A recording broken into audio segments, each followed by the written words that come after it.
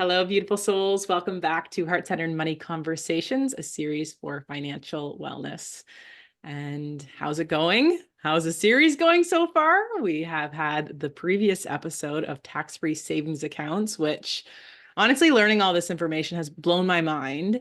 And I know our intention for this whole series is really to be able to have greater education around this stuff so that we can make empowered decisions ourselves and not continually put our power outside of ourselves when it comes to our financial decisions so that we don't look back with feeling regrets or feeling shameful for our decision making, so that we can really come from this empowered place and educated place.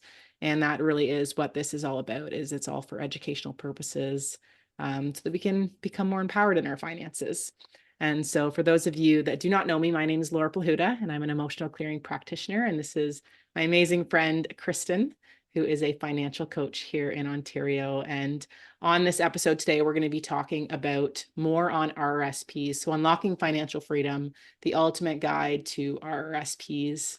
And I don't know about you, but I had felt very confused around RRSPs, around tax-free savings accounts, around all of this stuff for quite a long time.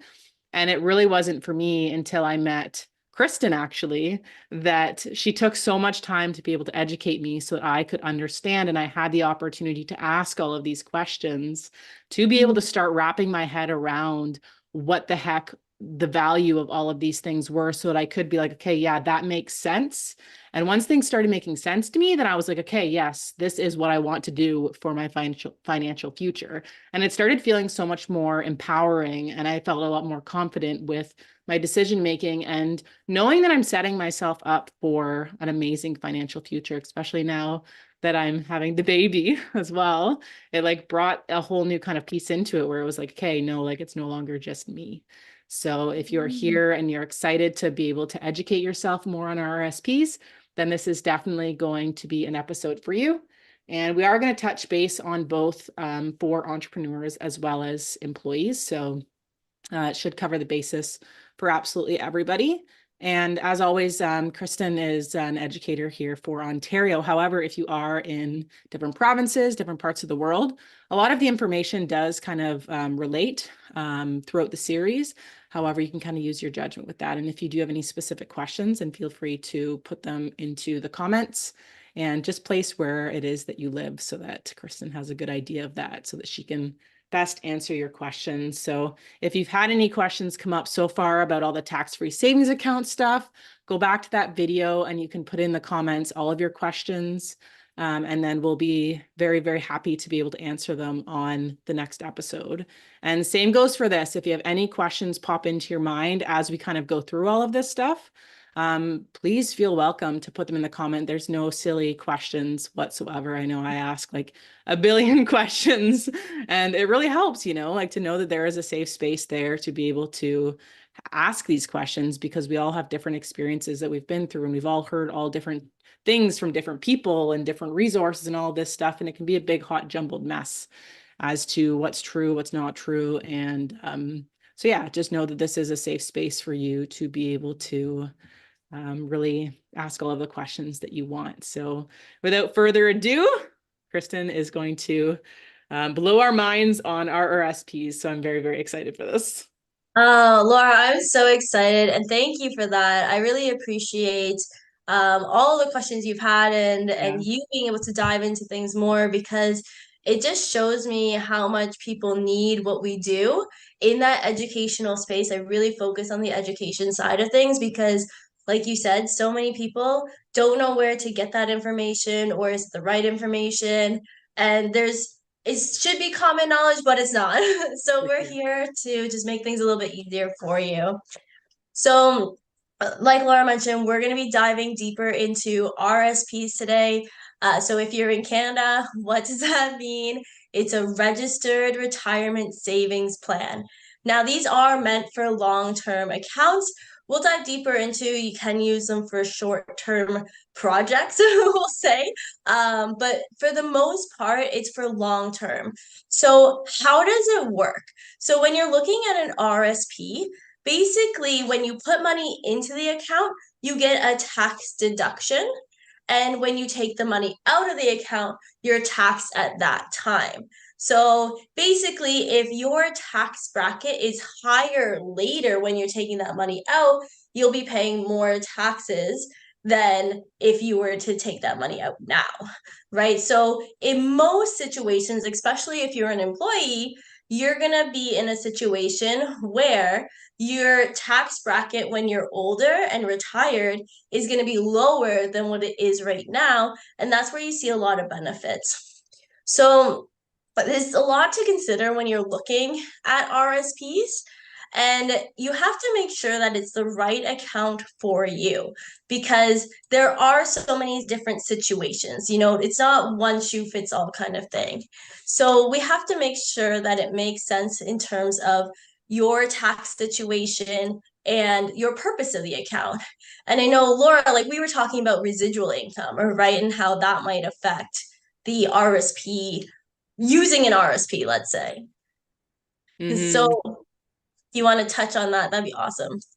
Yeah, it was interesting kind of when I was learning about this because I kind of had this like thing like RRSPs are stupid, you know, but it was just because when you take your money out, you are taxed on it. And I know a lot of the time, you're like, oh, well, I want to find something that's tax free so that the government isn't taking so much of my money that I'm making, right? So we can keep as much as we possibly can throughout the process. And after learning more about it, it was really like there are intentional uses for it.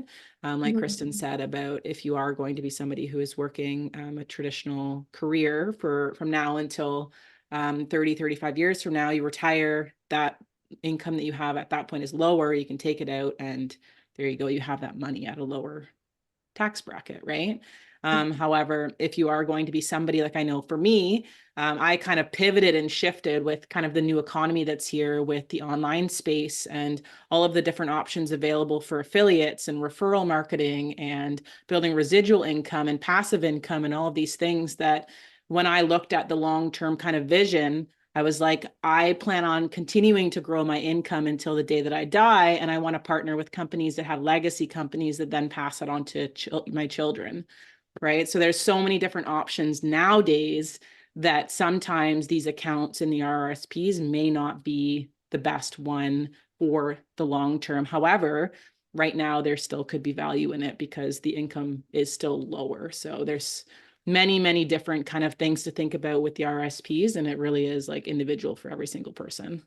You know, I'm really glad that you bring that up too, Laura, because it really does depend if you're an employee or self-employed in terms of how it's going to affect your taxes. Like if you're self-employed, it basically means if you put money into your RSP now, you pay less taxes later when at tax time, which can be really beneficial, especially if you're trying to like get things off the ground, right? But if you're an employee, it works a little bit differently, and we'll kind of touch on that as well.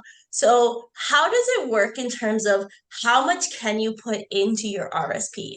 So you can put 18% of your income each year into your RSP. And if you don't put 18%, it accumulates over your working years, and that's called your contribution room. So say last year you put nothing into your RSP, but you were working, that amount, that 18% that you accumulated, you can then put money in this year, right? So it just kind of builds and builds over your career. So for an example, I had a client, he had over $100,000 in room because he just didn't use his RSP, right? So everybody's situation is very different.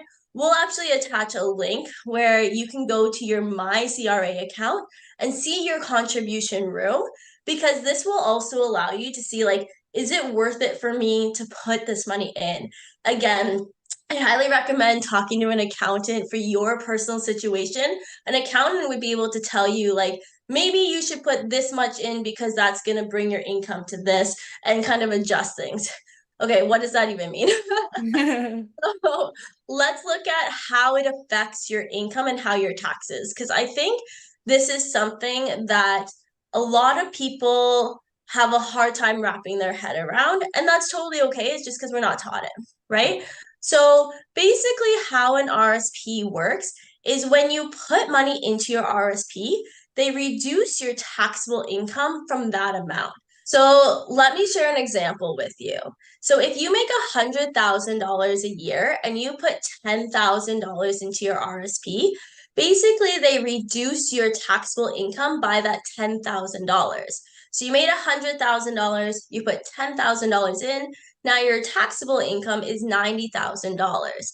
Now this is really good, and if you're an employee and you're paying taxes every single week or biweekly or monthly, however you get your paycheck, because at the end of the year, you get money back because you paid taxes on that whole $100,000, but you only had to pay taxes on $90,000 because you contributed to your RSP. Now, for a self-employed person, it's different. Basically, if you put that $10,000 in, they do count it to reduce your taxable income, but you're not paying taxes throughout the year, or you don't necessarily know exactly how much you have to pay. Maybe you're putting a little bit here and there. So it reduces the amount that you owe at the end of the year. So that's kind of the two different situations there. So I did touch on a little bit how you could potentially use your RSP for short term. And what I was getting at is the home buyer's plan. Now, this is a really cool strategy to be able to borrow money from your RSP and use it towards buying a house. Now, you can use $35,000 that you can take out of your RSP. So it's good if you have a partner as well that you're doing it with who's also a first-time home buyer, because you can both take 35,000. Now you have $70,000 that you can put towards a down payment. Let's be real, down payments are very expensive these days. We just bought a house in the summer, let me tell you. And with that, though, you have to pay it back over 15 years. So you have to make sure you're paying it back a little bit every single year. You can't just in the year 15 pay $35,000 back. It doesn't work that way. You're going to get taxed on it. So to make sure you're not taxed on it, what I recommend is take the amount that you borrow, divide it by 15 for the 15 years, and then divide it by 12 to figure out how much you need to put in every single month. So let's use that $35,000. With $35,000, if you divide it by 15, you're just over $2,900 every single year you have to pay back, which works out to be $243 a month. There you go. That's your number. So you want to make sure you're putting that away every single month. So that way you're not taxed on that for taking out and borrowing from your RSP. So you can use it short term, but you're really just borrowing it from yourself. Right. So there are different strategies like the first home savings account, which we can talk about in another video. It's amazing. I love this account. We were actually eligible to use this account when we bought our house. Very excited. But It's just a new one, right? it's very new. Yeah. Yeah, it just came out in the spring. So it was like maybe June, May, June. So Yeah. very, very exciting. And if anybody is looking to receive more information on their first time home buyer, like if you haven't bought a house yet, it's something that you have in the future, put it in the comments for us and put first time home buyer. Let us know in the comments because we are going to do a full episode to be able to help support you in being able to actually get yourself set up for success. Like Kristen said, there's new stuff coming out all the time. And if you can leverage that to be able to get that home that you want, then that's super exciting. And the really cool thing about the home buyers, home savings account, first home savings account, very long name, is that there's no taxes when you take that money out and you don't have to pay it back. So it's definitely worth looking into. I'd be more than happy to go over that with anyone who's interested. Perfect. So the next thing I want to cover in terms of RSPs is one of my favorites. It's an RSP loan. And so many people are like, Kristen, what the heck are you talking about? Like anytime somebody hears the word loan, we're like, I'm not even paying attention. But stay with me for a minute because I promise you it's going to be worth your time. So an RSP loan is kind of what it sounds like. It's borrowing money to put it into your RSP. It's not necessarily like borrowing it from anywhere. There's a product called RSP loan and it goes directly into your RSP. Again, you need to do some research and see if it works best for you, but I just want to share some information around it because in some situation it has worked really well for my clients. That being said, it doesn't work necessarily for everyone. So hopefully we can shed some light on that today. So I want to ask you a question. In terms of investing, if you were to put $30,000 into an account today, do you think that would grow more than if you were just to put $100 a month for 25 years? I'm going to Right? say yes. Yeah, yeah. And it would, because what happens is that $30,000 has 25 years for it to grow, right? And that's the power of these RSP loans. Laura, if you could share my slide here and I'll show you exactly what I mean, because it's about compounding. And we talk about a little bit about like the high cost of waiting, which we're going to talk about later, so you can kind of fully understand this concept. But let's take a look at this for a minute. Okay, so let me show you what I mean. So if you were to put $100 a month for 25 years, that money over 25 years is going to grow to 112,000, almost 113,000. But what if we put $30,000 in today, same rate of return, 9%, same time, 25 years, it grows to $282,000. It's more than double because it's literally it's so mind-blowing. It's $170,000 more. And Yeah. it's just because of the compounding interest. $30,000 can grow more over time because of that compounding interest building on top of interest on top of interest. And that's why I love RSP loans, and they can work really well to really kickstart this. And one interesting thing is when people think loan, they're like, oh my God, but the interest. Okay, let me explain how it works. So in most situations, when you get an RSP loan, you're putting money into your RSP, which means you get a deduction, right? An RSP deduction. So you get money back, especially if you're an employee. This works well because you are getting that money back. If you're self-employed, you have to have the discipline to put the money that you would have saved on your taxes back towards the loan. So if you're getting a tax refund because you put $30,000 into your RSP, you can take that tax refund, put it towards the loan, and that covers your interest and reduces the loan. So it works out that in most cases, you can kind of get this $30,000, borrow it for, let's say, a low cost, right? And that's why it works so well. But what if you did RSP loan, RSP loan, RSP loan over 30 years? You did it 3 times to really kickstart. So before we jump to the next slide, I want you to look at this number, 282,000. That's where we would be if we just did it one time and left it in there for 25 years. But let me show you what it's going to look like if we did it multiple times. So if we put $30,000 as an RSP loan at 9%, and we did this over, we left it for 10 years. It took us, say 10 years to pay it off. Normally it doesn't take 10 years for clients to pay it off, but let's use that example. It would grow in that 10 years to $73,000, right? You can see at the bottom. So what we will do is let's do another RSP loan of $30,000 in 10 years time. So now our total balance at the beginning is going to be $103,000. We leave that one in there for 10 years and let it grow. So now it's $256,000 that it's grown to in just a 20-year period. But let's do it one more time. So One more time. One more time.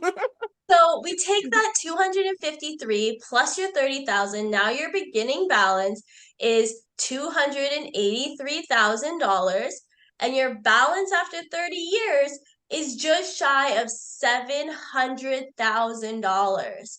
That's a huge difference from in the previous slide where we said it would be 280. It was 282, right? That it would have been if we left in there for 25 years and never did another one. So this is why doing these RSP loans over and over again can really work out to your benefit. And just remember, you're just using your money in a different way. I know this is a lot to take in right now. If you need some more insight on this, feel free to reach out. I'm more than happy to have that conversation and kind of dive through things in a little bit more details. Mhm. I was So, gonna say too, like this is I think the third time I've heard this information. And finally my body's like wrapping its head, like my mind is wrapping my head around it. My body's not freaking out. I'm like, wow, this is amazing. yeah, And I love how you mentioned too, like this obviously takes discipline and like you need to have a system in place, which I love that you are just so like you know what you're doing with this stuff. So and it's really nice to be able to see the actual numbers on here as well. And I know when I first saw this, the question that I had with you was like, well, how are you paying for this? Because like you said, when you think about loan, you're like, oh my God, well, then I'm going to have to pay back a loan. And I love what you shared with me about how, well, if you're going to be taking, say, that money and putting it into your account every single month as like whatever, then you just take that and you put it toward that. Would you be open to kind of sharing that a little bit more? yeah, thanks so much, Laura. I appreciate it. You're So welcome. basically, it's the idea that if you're putting money into your RSP already, then you just take that money and you can put it towards the loan, right? So even though there's interest on the loan, you're still paying it down. And most of the time, we use like a 10-year example. I've never had a client take 10 years. Like all of my clients get this paid off way faster. Because it's also like an incentive because it's in your mind, it's debt, right? They're Mhm. like, I want to pay it off now. But that means the faster you pay it off, then you can do another one, right? It's this cycle. So it really can make a huge difference. And it's using the strategy. So the two big things is one is taking the payments that maybe you were putting towards your RSP, putting those payments towards the loan. The other one is having the discipline that when you get your tax return, to put it directly on the loan Mhm. because that's what's going to count to pay it down way, way faster Yeah. and paying off that interest. Yeah. You know, it's like, okay, I got a tax return of $12,000. I'm going to buy a boat. No, we're not doing that. And Yeah. that's exactly what happened is I did it with a client actually this time last year and he got a $12,000 return. Like pretty sweet. So Mhm. Yeah. it's definitely worth it. For most, I'm gonna say for most situations, because in some cases it doesn't make sense and it's doing your research. I just wanted to open your mind to the idea of this today so you can kind of look at it maybe in a different light. Hope Mhm. that helps. Yeah. And I love that too, because it really is like, I love how you talk about spinning multiple plates at once. You know, when you know that the intention of you creating this is for that long-term vision, so you can have a lot of freaking play money down the road and be financially secure, not have to worry about it, that you can be disciplined with this action plan with that. But then you also have a different action plan to be able to have your savings so that you can actually have fun money now. Right. So Yeah, it's like doing all of it at once, and once you get all of that into play, then, oh my gosh, financial freedom, here we come, right? But it is yeah, really like getting it all into place, wrapping your head around it, being able to understand why you're making the decisions that you're making so that you have a good grasp of this stuff. And it really is something that you have to dive into and be consistent with. Like it's been multiple years. I think it was 3 years ago now that I was like, I'm going to get on top of my taxes and my financial stuff. And I'm going to start learning this stuff because it was an area that I wanted to be able to have massive growth in. And it's taken me so long. And now, like I said, finally, my body and my mind are like receiving this information, really understanding it. And that's why I was like so excited to be able to do this series with you as well, because it's like this stuff, it's like people need to know this stuff. It creates so yeah. much value. So thank you for sharing that. It's so true too. I hear that all the time where people like we create an amazing plan for somebody and they're like, okay, thanks. Yeah. Overwhelmed. Yeah, like they're just not ready Yeah. to like mentally be in a place where they're Yeah. making these financial shifts. Yeah. And that's okay. Because most of the time those people come to me down the road and they're like, okay, I'm ready now, Kristen. Totally. Yeah. I've done It- that many times where I'm like, even with you, I'm like, I'm ready. And then I'm like, just kidding. I'm not actually ready. But then I come back. I'm like, okay, I'm actually ready now. And then I it's take another little we're action doing step. it. Yeah. Like just like this like slow game over time, but it all builds. Yeah, honestly, and it's totally okay. It's just knowing where you are and being Yeah, okay with where you are. for sure. But Yeah. the one thing that I want to share that hopefully can help people get over that hump is the high cost of waiting. When it comes to saving for retirement, so many people are like, oh, I'll do it later. It's like, okay, I'll do it after I graduate school. Oh, I'll do it after I get an apartment. Oh, I'll do it after we buy a house. I'll do it after we get married. I'll do it after we have kids. I'll do it once the kids move out. Well, guess what? You're old when the kids move out, It's too right? late. It's not, it's not, It's I not don't too want to late, say but it's too late. It's never yeah, too late, but it's the idea that if we keep pushing it off, we're going to be in a spot in retirement that we're probably going to be a little bit uncomfortable because we don't have the finances. Because, and Laura, you probably know too, is that when you're retired, you might have like medical expenses, things you don't have now, things we don't think about. And it's like planning for those things. for So sure. I Yeah. wanted to share with you the high cost of waiting. And I like to use this example. I'm a plant person. So the best time to plant an oak tree was 20 years ago. The next best time is today, right? We can't go in the past, right? But we can start now. So let me show you why this matters. So the high cost of waiting, I always say, if I could only teach one financial concept, this is what it would be. And I actually just did this with a client and it made a huge difference for them because they were kind of in the, oh, I'm going to pay off my debt before I start savings. Spinning two plates, like Laura said, we talked about it in previous episodes. We're probably going to talk about it in future episodes. So it's the idea. Let's look at this example, right? If you're 27 years old, you're investing $100 a month, you're going to have $471,000 come retirement, right? But what if you wait just 1 year and you say, okay, when I'm 28 years old, then I'll start to invest. So you save yourself in the immediate gratification $1,200, $100 a month for the year, $1,200, right? But what does that cost you long term? Because that money didn't have time to grow, like we showed you in the previous example, right? Putting in monthly versus putting in a lump sum. It's kind of the same idea, is Mhm. having that money sit there and grow for a long period of time. So it didn't cost this person $1,200.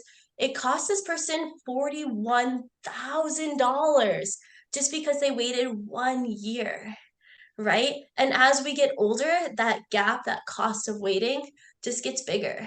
So if you're 32 years old when you start investing $100 a month, now the gap between age 27 and 32, 5 years, it's $170,000.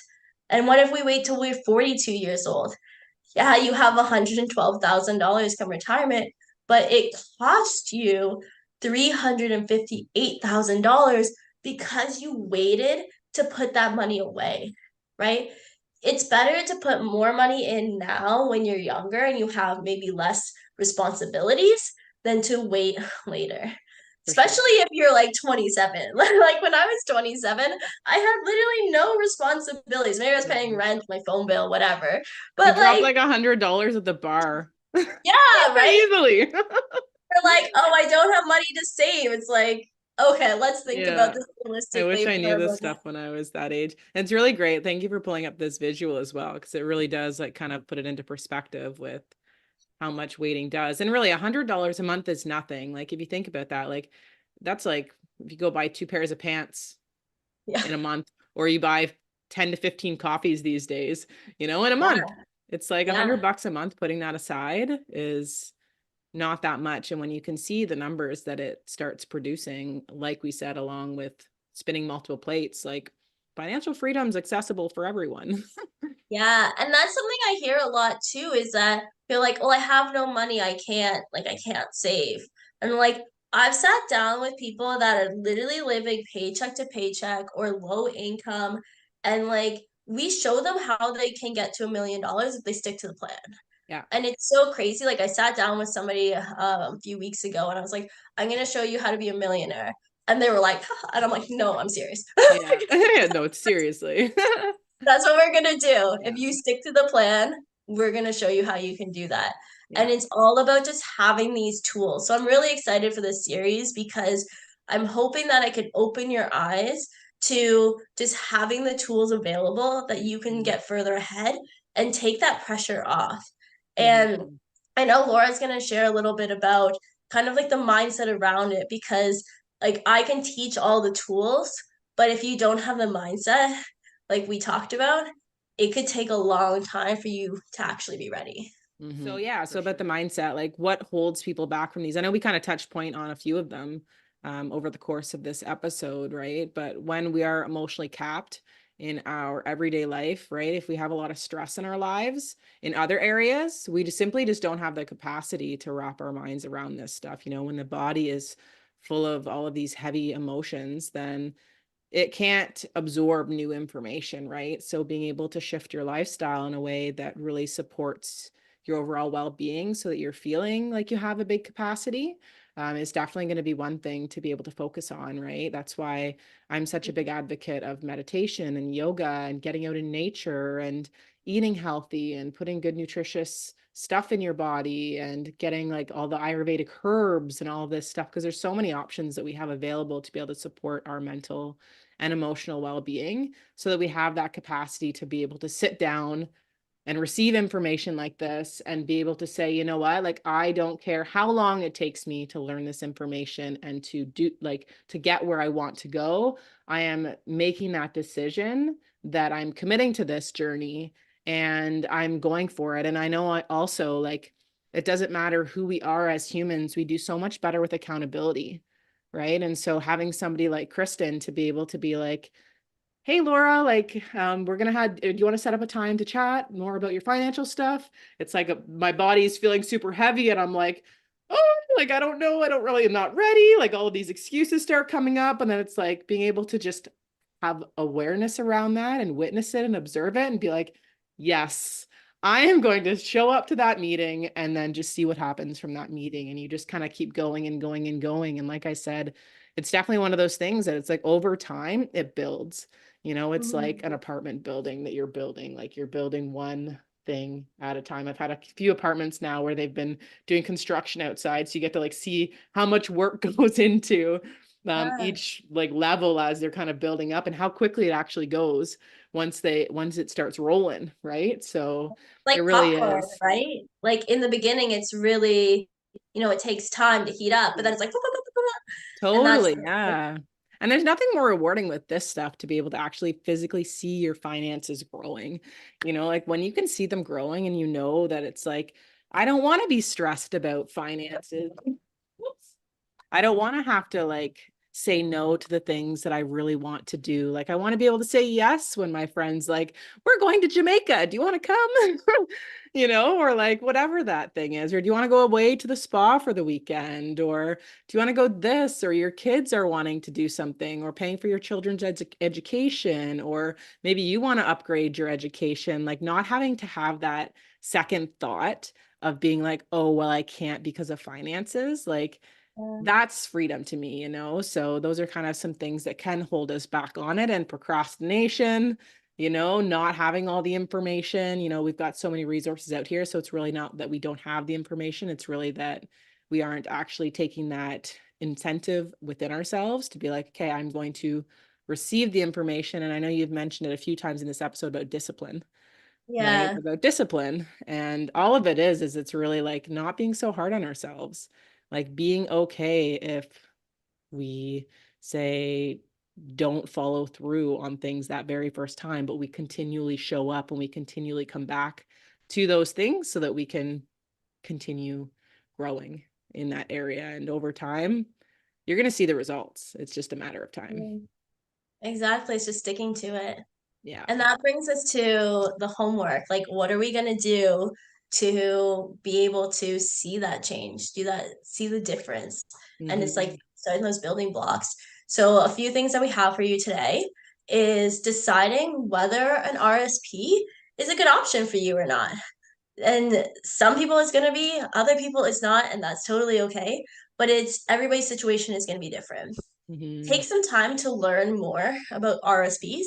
Maybe even watch this video again. It's a lot of information, Yeah. but it's so exciting and it's very eye-opening. So take some time to learn about RSPs and see if that's a good option for you or not. Because again, some people it'll work really well for, Other people it won't, and that's okay. There's definitely different ways to get to where you want to be. And Hmm. then the last one is if you do need some guidance, because this is a lot of information, feel free to book a call or an appointment with a financial advisor or myself. I'll put my link in the description there so you can book a time. And we're more than happy to do a free consultation to help you see what goals you want to achieve and how to do it. Dive deeper into your specific situation because it, like I said, it's not, one shoe fits all, right? So it's finding what works best for you. So take some time to learn a little bit more about RSPs, RSP loans, and if you need some extra help, reach out because we're not taught this in school. We're not meant to know everything, and that's okay, right? That's why there's professionals that can help you out. 100%. Yeah. And so this is your opportunity as well. We'd love to know what have been your biggest insights that you've Mm. received throughout this episode. So if you want to hit the old pause button and go ahead and type them in the comments, we would absolutely love to hear. And also, if you have any questions, what questions are coming through to you right now, even taking a moment to pause the video as well and just see what comes through as to what questions, or if you want to rewatch this episode and write down your questions as they come and then throw them all in the comments so that we can get Kristen back on here for another episode where we're answering all of the questions that you have as to this. Or if you want to book that call with Kristen, you can obviously ask them to her personally as well. So lots of options there for asking your questions, but we would love to hear them. Yeah. I'm so excited that we did this today. I think the RSPs is such a valuable information, much like the TFSA. If you haven't watched the TFSA video, go do that because Mhm. TFSAs, they're a great product. So today we talked about using RSPs, how they're meant specifically for long term, but you can use a home buyer's plan for short term, although there's other options for that as well. There's RSP loans and how those might benefit you in propelling your RSP to help you get to where you want to be faster because of compounding interest. We talked about the high cost of waiting and how take some time and just pay yourself first. Put even a little bit of money away now because it's going to grow for that long period of time and you're really going to see a difference than if you just waited even 1 year from now. Mhm. So I really encourage you to take some time, feel into your finances, like Laura said. I want to thank everyone for taking the time to watch this episode.